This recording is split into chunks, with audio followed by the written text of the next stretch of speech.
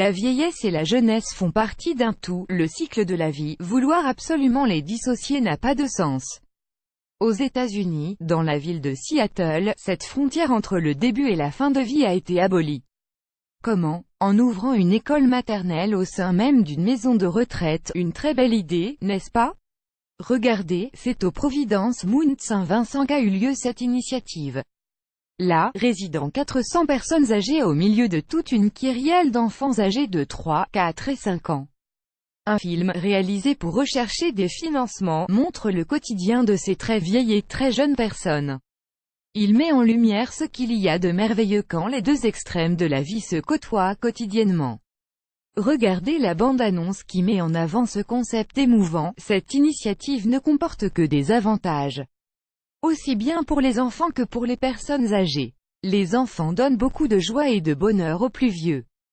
Mais les personnes âgées apportent beaucoup également à la jeune génération. Grâce à l'école maternelle installée dans la maison de retraite, l'isolement des personnes âgées est enfin brisé. Elles sont au contact d'une ribambelle d'enfants pleins de vie.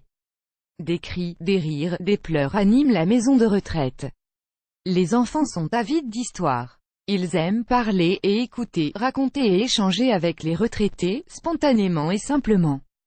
Une expérience enrichissante pour tous, émus jusqu'aux larmes. Un des pensionnaires témoigne: quand vous aimez quelqu'un et que cette personne vous donne quelque chose, vous le ressentez au plus profond de votre cœur. Les anciens, de leur côté, et écoutent les enfants qui leur racontent leurs petits malheurs et grands bonheurs de bambins.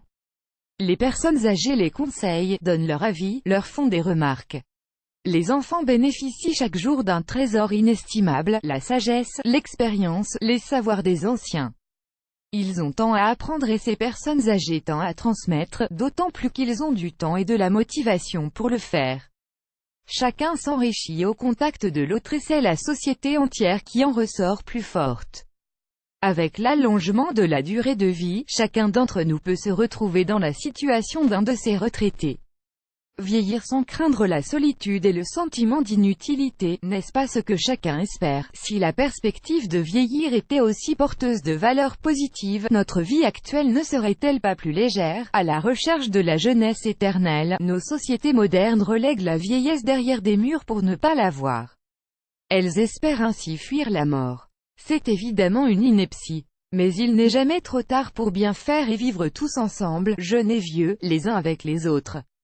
Vous aimez cette astuce? Partagez-la avec vos amis sur Facebook. À découvrir aussi, 12 choses que ma grand-mère m'a dites avant de mourir, 10 aliments pour vivre plus longtemps.